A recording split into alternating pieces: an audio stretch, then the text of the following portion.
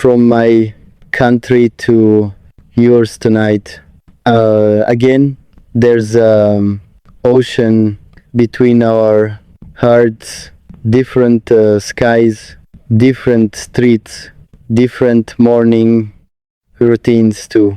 Yet somehow I still feel close to you, closer than people standing beside me daily. Isn't that strange somehow? How distance fails to stop certain feelings, how hearts travel farther than airplanes ever could. Sometimes late at night, I imagine your world, the city lights outside your window, the quiet sounds of your country, the language surrounding you every single day. I wonder if you ever think about mine, about dusty roads, warm evenings, too, about prayers echoing through crowded streets, about chai cooling slowly during long conversations, about skies painted orange before sunset arrives. I wish you could see where I grew up, the tiny details that shaped me, the places where loneliness first found me, the rooftop where I learned silence, the old room where heartbreak stayed longest, the roads I walked while overthinking life. I think if you saw my country through my eyes, you'd understand me a little better, because people carry pieces of their homeland inside their hearts always, and I carry mine everywhere quietly. From my country to yours, there's distance, but also something strangely beautiful, because despite everything, despite cultures and borders, two hearts still found each other somehow. Out of millions of people alive, you became important to someone far away, someone whose language sounds different, sometimes whose world looks unfamiliar too, yet emotions still translated perfectly between us. I think that's what amazes me most. Love doesn't always care about geography. First, it arrives unexpectedly, crossing oceans quietly, through messages, through late night calls, through sleepy voices, and vulnerable confessions too. I still remember our first conversation, how nervous I felt typing slowly there, wondering if someone from another country could truly understand me. But you did, almost immediately. Somehow you understood my humor, my sadness too.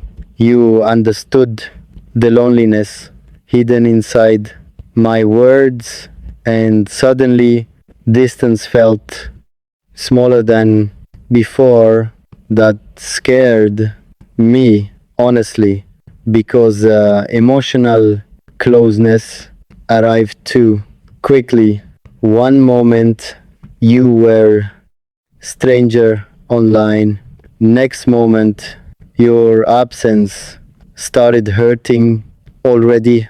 I began learning your country slowly, searching pictures of streets you mentioned casually, learning phrases from your language, imagining your daily life there, what coffee shops you visited often, what weather felt like during mornings there.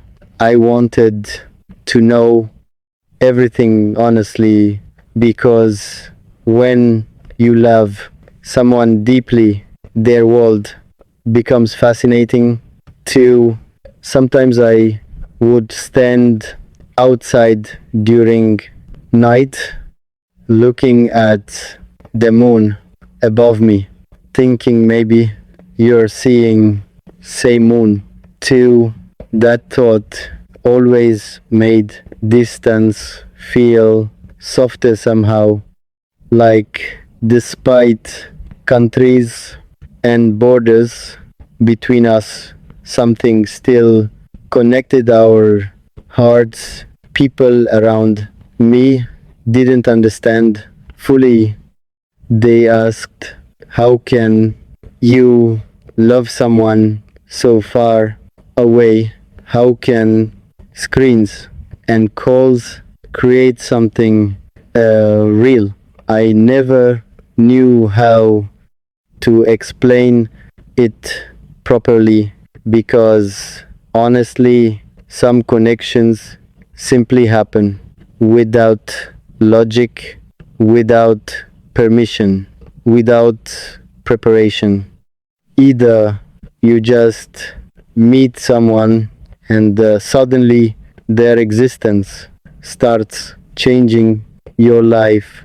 From my country to yours, I sent pieces of my heart every single day, through long paragraphs, through tired good nights, to through voice messages filled with hidden emotions, and you sent yours back through reassurance, through patience, through your beautiful honesty. I think we both became emotional homes for each other, somehow safe places during lonely nights. That kind of connection feels rare nowadays, especially in a world where people leave quickly, but you stayed through difficult days, through overthinking, through sadness, through emotional storms too. And honestly, your consistency healed parts of me I thought would remain broken forever. From my country to yours, I carried dreams impossible, beautiful dreams, dreams of meeting you finally someday, walking beside you through unfamiliar streets, hearing your voice without speakers between us, hugging you. After months of missing you, I imagined airport arrivals, tearful smiles, to imagined nervous hands and racing hearts there, because after loving someone from distance, physical presence starts feeling like miracle itself. I wondered whether your hand would fit inside mine, whether silence between us would feel comfortable too, whether reality could match our emotional connection. Those thoughts kept me awake often, sometimes happily, sometimes fearfully, because distance creates anxiety. Two, what if meeting changed everything? What if real life felt different? Somehow, what if we loved the idea more than reality itself?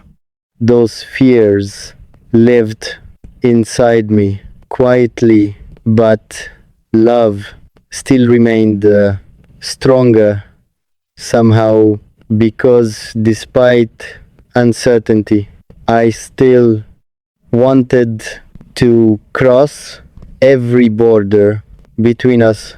I wanted to sit beside you finally, not through screens, not through calls alone. I wanted ordinary moments with you, grocery shopping, late night walks, shared meals, to the simple things distance steals from people, because long distance love teaches painful patience. It teaches how much humans crave touch, how difficult missing someone becomes after attachment, how painful time zones feel during arguments, when comfort delayed by hours. Still, despite everything, I loved you from my country to yours completely, through every mile between our worlds, through every lonely night without your presence, through every moment where missing you felt physically painful somehow. And maybe that's what real love does. It survives distance even while suffering through it. People think distance kills love. Sometimes it does, honestly, but sometimes distance reveals which hearts truly care, because temporary feelings rarely survive waiting. Only genuine connection stays consistent there, and ours did, for a long time. From my country to yours, I sent trust, vulnerability, hope to things fragile, things sacred, honestly, because loving someone far away requires terrifying amounts of emotional faith, faith, their honest uh, faith, they care still. Faith your absence won't slowly replace you. That kind of trust changes people deeply. It changed me, certainly, made me more emotional, more vulnerable too, because you became part of my routine, part of my comfort, my future too. I started imagining entire life scenarios with someone living countries away. That realization still amazes me, how quickly humans can become emotionally attached, how one person from another country can suddenly feel like home. Sometimes I wonder if fate exists, because honestly, what are the chances that two people from different worlds would meet, understand, and love each other through tiny screens and vulnerable words. Life feels strange, beautiful, and painful sometimes, and even now, after everything between us, I still look at maps differently somehow. Your country no longer feels foreign there because part of my heart once lived inside it through you, through your voice, through all the memories we created together. From my country to yours, I carried the love farther than distance ever expected. And honestly, part of me always will, even now. Sometimes I open our old conversations quietly, late nights, and reread messages we once sent, trying to feel close to you again. Your words still carry warmth somehow, even after distance grew heavier between us. I can still hear your laughter inside certain voice notes I never deleted because deleting them felt too final somehow, like admitting our story truly ended.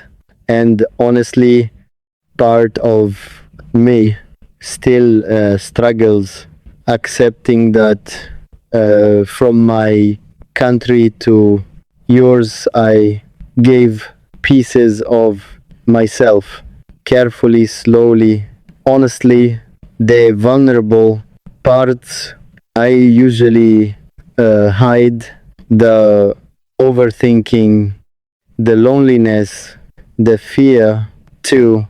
You saw everything and stayed there.